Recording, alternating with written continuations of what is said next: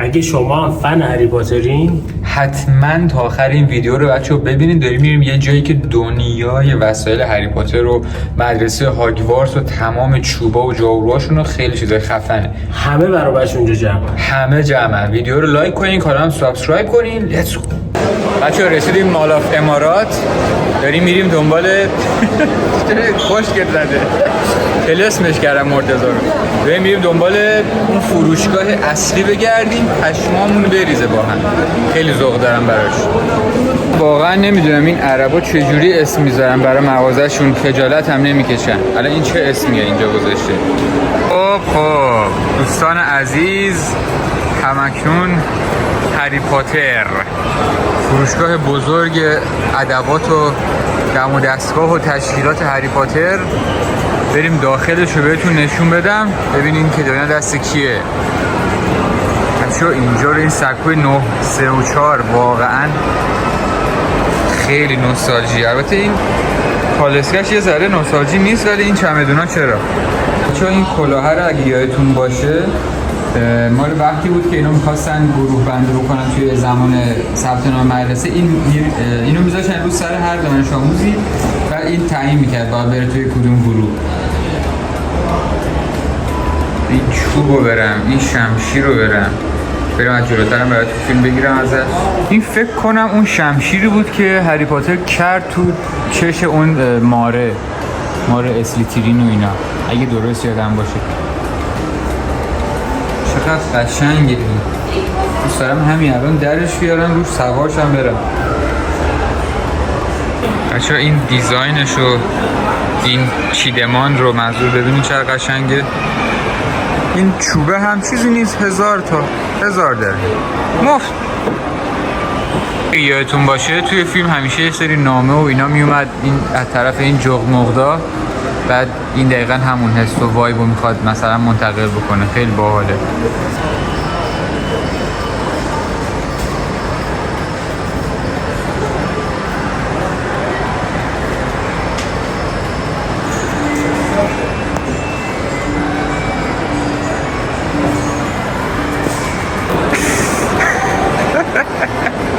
تمام تلاش رو داره میکنه برینتون بینه.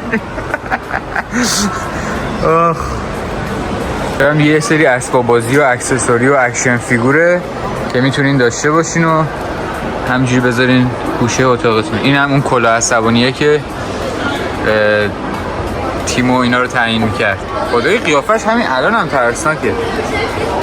بچه‌ها اینا رو ببینین، این شارگردن و شارگردن اصلا کجاست؟ الکی دارم میگم شارگردن، کلاه و دستکش و چیزای دیگه است. خلاصه همینا رو ببینین، خیلی قشنگه. واقعا خیلی دوستشون دارم. واقعا همه خاطراتم داره زنده میشه. اینم که یه سری از لباسای گروه‌های دیگه است. این کلاه هم همه جا هست. اینا رو هم بهتون نشون بدم. واقعا قشنگه. واقعا هر چیزی که اینجا هستش جالبه. بعد چون آهنگ هری پاتر رو من نمیتونم بذارم به خاطر کپی رایت، مجبورم خودم براتون بخونم.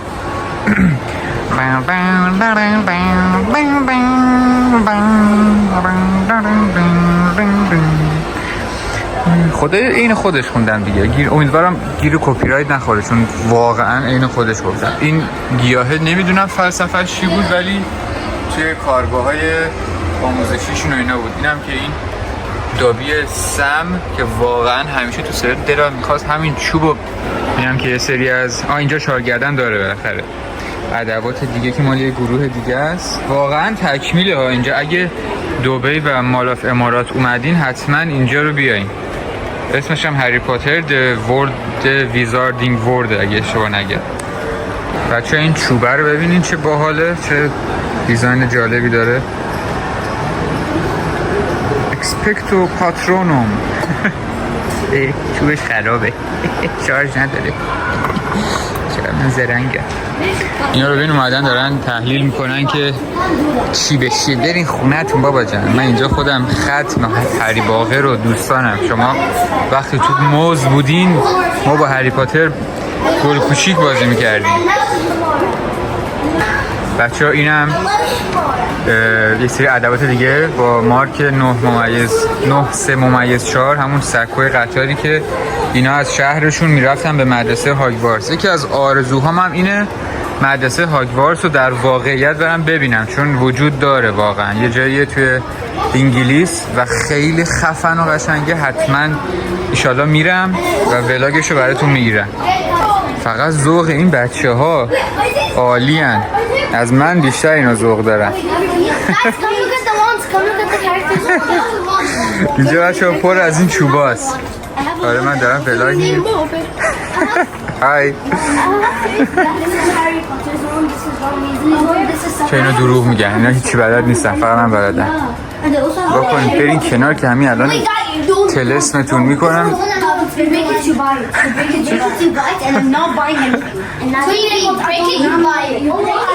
خیلی با نمک اینا. اینجا بیایم تو آینه ببینیم خودمونو چطوری.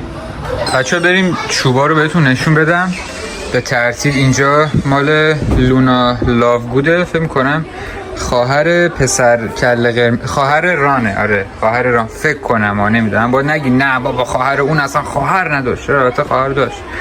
این چوب هرمیون خرخونه که از شخصیت‌های هرسی و رومخ هری پاتر. چوبش سنگینه ها، سنگین‌تر از مال هری پاتره. اینم که مال خود هری پاتره. آره چوب هرمیون از این سنگین‌تره. باید بیا دستت بگیری ببینی کدوم سنگین‌تره. این مال که این مال رون بی عقله، واقعا جز سموم دفن نشدنیه رون ویزلی. و این مال که این مال اسنیپه. اوه چه چیز سکسیه این. من خودم عاشق اینم، خیلی خوش دسته، خیلی. یعنی ببین قشنگ باید بیا دستت بگیری ببینی که کیفیتش چیه. خیلی باحاله. چون این دوتا رو ببینین چقدر خوبن.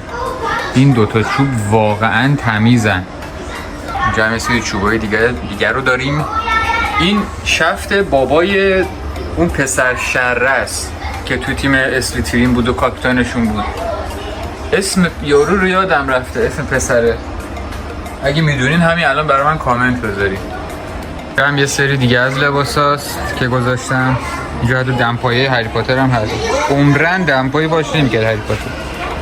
این چند تا بچه‌ای که اومدن اینجا مغازه رو گذاشتن رو سرشون. ولی اینجا یه سری لباسای دیگه رو داریم می‌بینیم. یه سری کتابا اینجاست و یه سری ادوات دیگه که واقعا هر کدومشون خیلی قشنگه. دیدم که یک شطرنج خیلی خفنه. چقدر خوشگله این شطرنجه. این قلمه رو ببین بچه. این ماره که دهن هری پاتر رو سرویس کرده بود تو اون فاضلابه.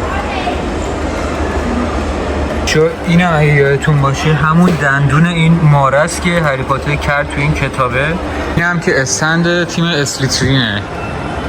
یه سری ادوات رو دم و دستگاه اینجا گذاشتن.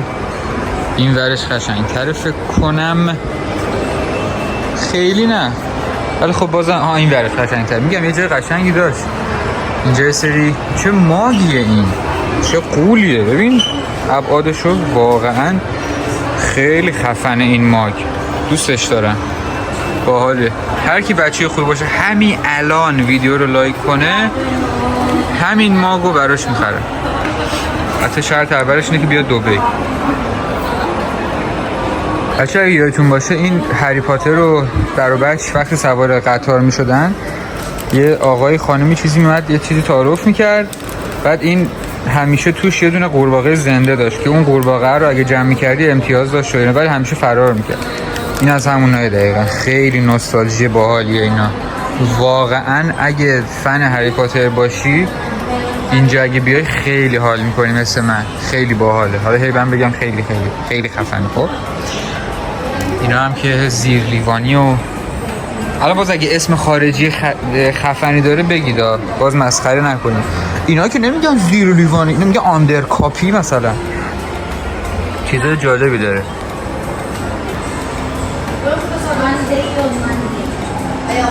سری از این چوبا رو هم گذاشتن این بالا، این جاروها رو.